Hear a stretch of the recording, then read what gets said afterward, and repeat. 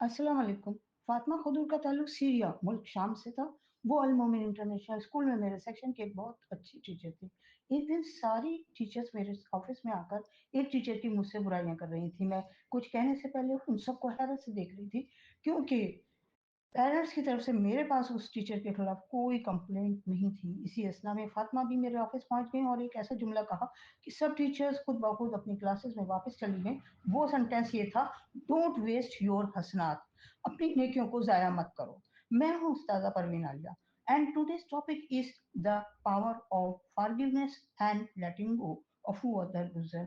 Imagine करें, आप एक ऐसे कमरे में चले जाते हैं जो टॉक्सिक कैसे भरा हुआ है, वहां आपका सांस लेना दो बार हो जाता है। It makes you hard to breathe. जाहिर है आप वहां जम कर खड़े नहीं रहेंगे, फौरन बाहर निकल आएंगे। यही हिकमत अमली स्ट्रेटेजी आपकी उस शख्स के साथ होनी चाहिए जो टॉक्सिक है और जिसने आपको दुखों में धकेला है। आप उसे अपने जहन से निकाल दें, उसे माफ करके लेट गो, जाने दो करके आगे बढ़ जाए जिंदगी में।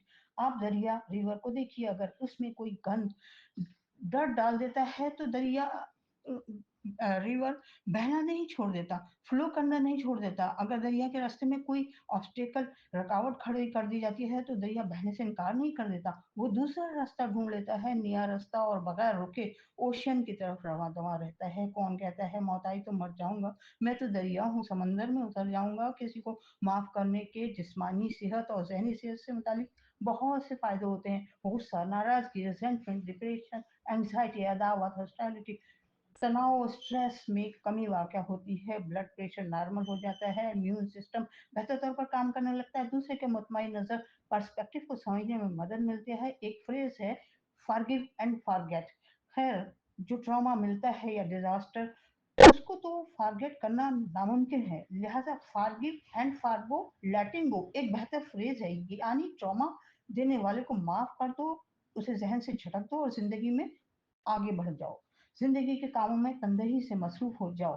यानी आप अपने दिल में तलखियां बिटरनेस जमा ना करें। आपको तकलीफ दें पहुंचाने वाले तो अपनी लाइफ एंजॉय कर रहे होंगे, उन्हें तो परवाह भी नहीं होगी कि कोई उनकी वजह से अपसेट है, उन्होंने किसी को डीपली अपसेट किया है। आप ऐसे लोगों को डिवाइन पावर पर छोड़ दें। इन लोगों का मकाफात अमल, कर्मा, डिवाइन रिट्रीब्यूशन आप भी देखेंगे। लिहाजा forgive, forgo, let go. Watch, like, comment, and if you are new, subscribe my voiceover, please.